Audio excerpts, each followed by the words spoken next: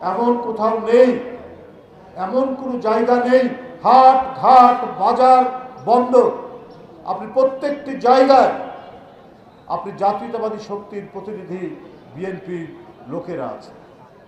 বিএনপির এত বেশি জনসমর্থন, এই জনসমর্থন দেখে শেখ হাসিনাও ভয় পেতেন। ওনার টার্গেটই ছিল বিএনপিকে ধ্বংস করা। কারণ বিএনপি এক নম্বর হলো গণতন্ত্রের কথা বলে, গণতান্ত্রিক প্রতিষ্ঠানগুলোকে শক্তিশালী করতে চায়। আরেকটি হচ্ছে কারো কাছে মাথা নত করে না, সে যত বড়ই দেশ হোক। কোনো প্রভুকে প্রভু বলে কাউকে মানতে চায় না। এটাই হচ্ছে বিএনপির অপরাধ, এটাই হচ্ছে বেগম খালেদা জিয়ার অপরাধ। তাই তাকে একটি একটি ধ্বংসপ্রাপ্ত কারাগারের মধ্যে দীর্ঘ 2.5 বছর তাকে বন্দী করে রাখা হয়েছে।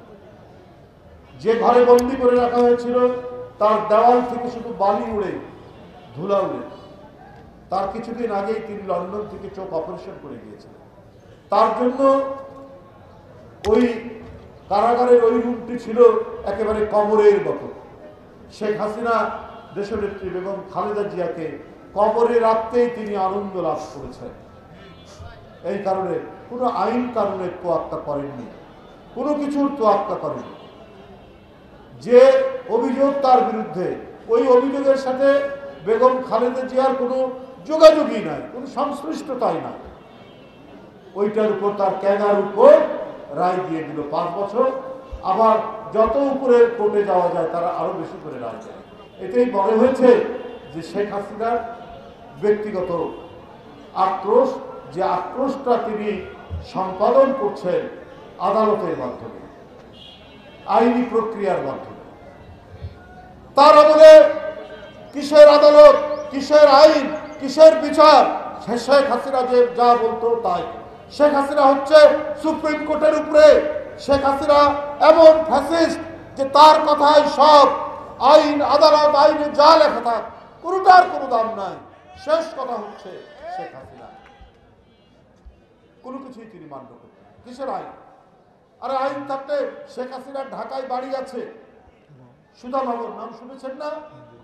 যার বাড়ি থাকে সে আর কোনো প্লট দিতে পারে না, তার সন্তানরা পাবে না, কারণ তার বাড়ি উত্তরাধিকার সূত্রে তার সন্তানরা পাবে। আপনারা দেখেছেন? ও শুধু ফ্যাসিস্ট। আরে হিটলার তো ফ্যাসিস্ট ছিল, নাৎসি ছিল, মুসলিম। কিন্তু ওরা টাকা চুরি করেনি, ওদের মধ্যে দেশপ্রেম ছিল।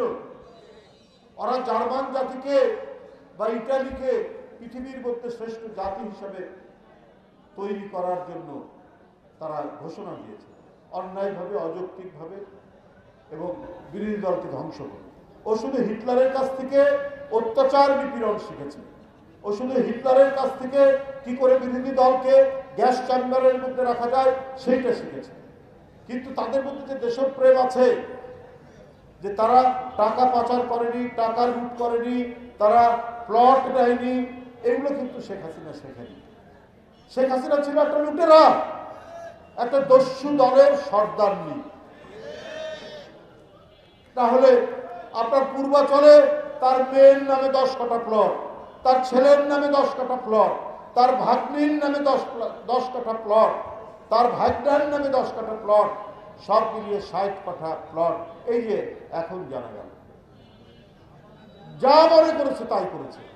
কারো যদি কোনো সুন্দর বাড়ি দেখেছে, যদি শেখ হাসিনা বা শেখ হাসিনার পরিবারে কেউ যদি মনে করতো ওই বাড়িটা আমাকে নিতে হবে, তাহলে ওরা একটা আইন বানিয়ে টানিয়ে ওটা দখল করে দিত। এই ধরনের একটি হবুচন্দ্র রাজার আর গবুচন্দ্র মন্ত্রীর রাজত্ব শেখ হাসিনা কায়েম করেছে। এই রাজত্বের অবসান ঘটেছে 5ই আগস্ট 2024 সালে। বন্ধুরা আমার, এর জন্য রক্ত দিতে হয়েছে। বিএনপি 15 থেকে 16 বছর নিরন্তর সংগ্রামের মধ্যে দিয়ে, ধারাবাহিক আন্দোলনের মধ্যে দিয়ে এই সংগ্রামকে এগিয়ে নিয়ে গেছে। আর করতে গিয়ে অনেককে এখনো খুঁজে পাওয়া যায়। এদের মধ্যে অনেকে এমপি আছেন, অনেকে নির্বাচিত প্রতিনিধি আছেন, অনেক ছাত্র নেতা আছেন, অনেক যুব নেতা আছেন, যাদেরকে এখনো পাওয়া যায় না। যাদেরকে নদী নালা খাল বিলের পাশে হত্যা করা হয়েছে, যার নাম দেওয়া হয়েছিল ক্রস ফায়ার। এইরকম একটি রক্তাক্ত সংগ্রামের চালিয়ে গেছে। এরপরে 24শে জুলাই আগস্টে ছাত্ররা নেমে আসলো, তরুণ ছাত্ররা, কিশোর ছাত্ররা, 5 বছরের শিশু আবরার নেমে আসলো। রংপুর বেগম রোকেয়া বিশ্ববিদ্যালয়ের আবু সাইদ নিজের শার্টের বোতাম খুলে পুলিশের বুলেট বরণ করে নিয়ে শহীদ হয়ে গেলেন। শেখ হাসিনা বললেন সে অন্যের বুলেটে মারা গেছে। উনি রক্ত নিয়ে প্রতারণা করেছেন, উনি শহীদদের সাথে অপমানজনক আচরণ করেছেন, উনি শহীদদের সাথে বেইমানি করেছেন শেখ হাসিনা। এই কারণে মুগ্ধের মতো একটি ছেলে, আহনাফের মতো একটি ছেলে আজকে আমাদের মাঝে নেই। ছাত্র ছাত্রীদের হত্যা করে রক্তাক্ত হাত নিয়ে তিনি বাংলাদেশ থেকে পালিয়ে চলে গেছেন। আমার কাছে অবাক লাগে, বাংলাদেশ যেন, বাংলাদেশের যে ভয়ঙ্কর স্বৈরাচার যারা এতদিন লুট করেছে, বাংলাদেশ ব্যাংক লুট করে 400 কোটি টাকা, সোনালী ব্যাংক হাজার হাজার কোটি টাকা, বেসিক ব্যাংক হাজার হাজার কোটি টাকা। এই টাকা কার? ওটা কি শেখ হাসিনার বাপের ছিল না জনগণের টাকা? জনগণের টাকা এরা লুট করেছে। তার সঙ্গীরা, তার সহকর্মীরা, তারা তাদের যারা ব্যবসায়ী তারা, আরে চাকরের নামে, ওই যে চট্টগ্রামের এই সালক, তার চাকরের নামে ব্যাংক থেকে 300 কোটি টাকা আপনার তুলে নিয়ে গেছে। সেই হেলিকপ্টার ছাড়া চলে না। শেখ হাসিনা নিজে বলেছে তার পিয়ন, যার কত কোটি টাকা জানো? 400 কোটি টাকা, এবং নিজের মুখে বলছেন, মানে এটাকে তিনি নিয়ে ফান করছেন, ও নাকি হেলিকপ্টার ছাড়া চলে না। উনার পিয়ন কেমন প্রধানমন্ত্রী? এইসব আমরা কাণ্ড দেখলাম, আমরা অবাক হই। এই সমস্ত দোসররা শেখ হাসিনার, তারা অনেকেই ভারতে আশ্রয় পেয়েছে। আর ভারত প্রায় আমরা দেখি, আমাদের কাছে অবাক লাগে যে ভারত প্রায় দেখি যখন আমেরিকায় যায় বাংলাদেশ নিয়ে আলোচনা করার কথা শুনি আমরা সংবাদপত্রে, যে ভারত আমেরিকার সাথে, আমেরিকার রাষ্ট্রপতির সাথে বাংলাদেশ বিষয়ে আলোচনা করছে। আবার আজকেও দেখলাম যে গতকাল না কবে যে ভারত যুক্তরাজ্যের সাথে বাংলাদেশ নিয়ে আলোচনা করছে। কেন?